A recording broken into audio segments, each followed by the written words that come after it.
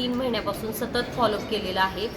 ज्या प्रकारे शासनाने गाईडलाईन्स होत्या की महिलांना रोजगार भेटावा म्हणून शासनाने गाईडलाईन्समध्ये असं सांगितलं होतं की स्थानिक लेवलच्या बचत गटांना हे काम देण्यात यावं, परंतु वारंवार ह्यांची विचारणा केली असता सुरुवातीला ह्यांनी सांगितलं की आम्ही हे काम बचत गटांना देणार आहोत, पण अचानकपणे पूर्णपणे काम हे सोलापूरला 1113 शाळांचं काम सोलापूरला पाठवण्यात आलं।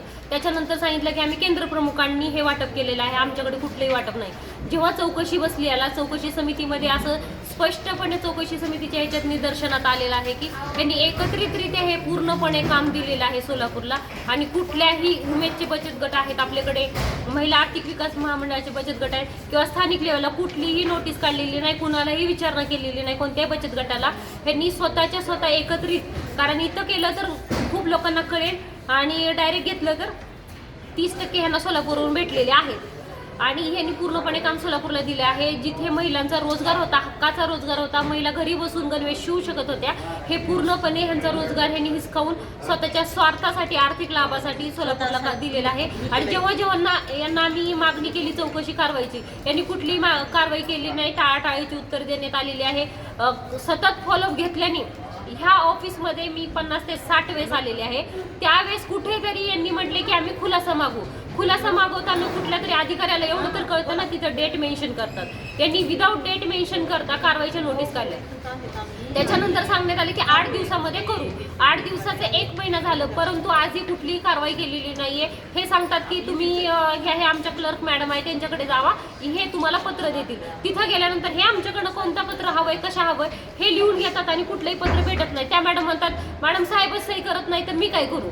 म्हणजे ह्यांची एकानं रडल्यासारखं करायचं, एकानं दाबल्यासारखं करायचं, अशा पद्धतीने यांचं काम चालू आहे।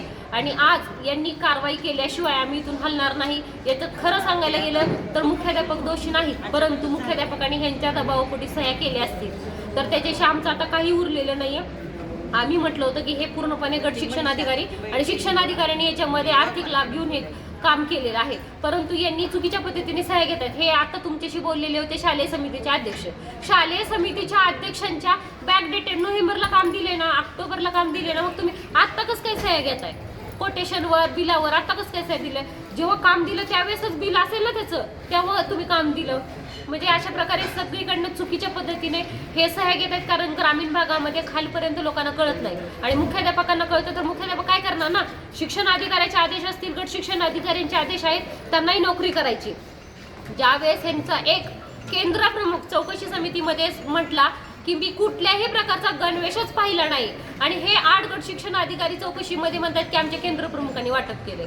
म्हणजे हे कशा प्रकारचा यांचा कारभार आहे? यांनी पूर्णपणे ह्यांचं फक्त आणि फक्त 30% खायचे आणि हे काम द्यायचं, पण यांना असं वाटलं की फॉलोअप कुणी घेणार नाही, कुणी आलं तर 1 जाईल, 2 जाईल, 3 जाईल, वारंवार कुणी येणार नाही, आले की आपण असंच कागदोपत्री घोडे नाचूया आणि अशा प्रकारचे आपण टाळाटाळीची उत्तर देऊया। पण आज इथं त्यांनी जो वेळ दिला होता कारवाईसाठीचा तो त्यांचा गेलेला आहे। आज त्यांनी कारवाई केल्याशिवाय आम्ही इथून उठणार नाही।